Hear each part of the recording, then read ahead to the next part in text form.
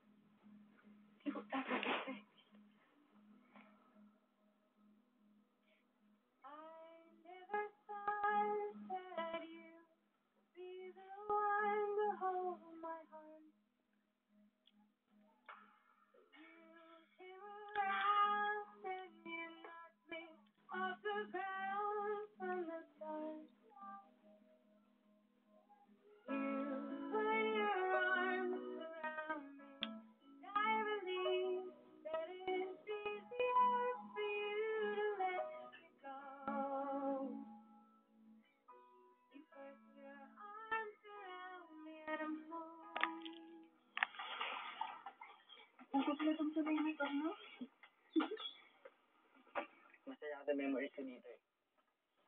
Dito kasi kita una nakilala. Sobrang saya ko nandito tayo. Sana ikaw rin. Masaya kasi nakilala dito.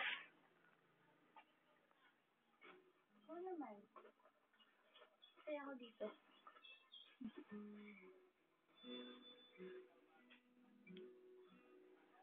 I won't give up, even if the sky gets rough. I'm keeping you all my love. Still looking up when you're needing yours. You come navigating. Bakit naman namin ka tumatabi, ha? Hindi dapat kasama mo sila, Leslie. Hindi ko mga bagay, eh. Ako magsabi ko sa akong bagay. Asal naman yun. Gusto lang kasi. Pero kasi hindi yun.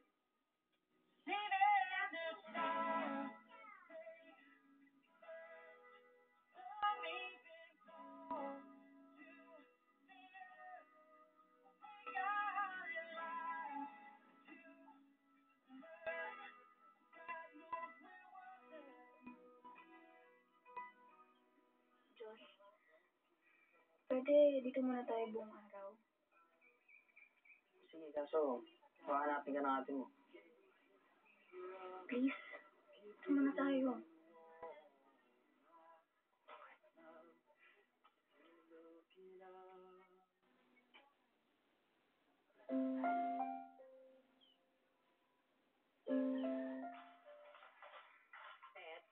Pakitawag mo na yung mga anak na hanapin lang yung lunch natin. Okay.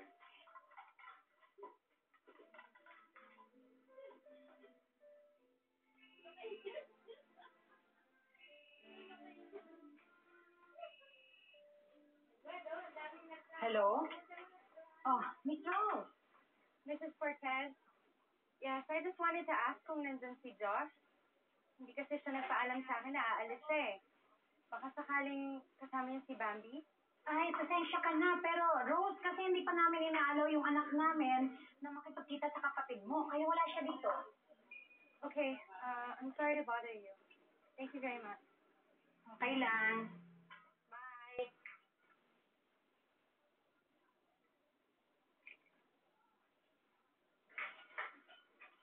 Irene, Oh, wala yung mga bata sa taas ah. Anong oras ba sila umalis? kanina sa umaga, pero sabi ni Ben, hindi daw sila magtatagal.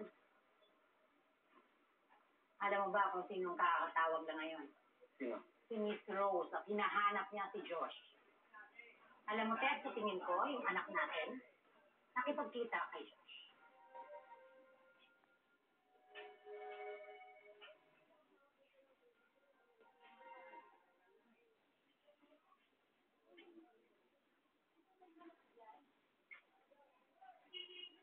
Sana yan, Ben.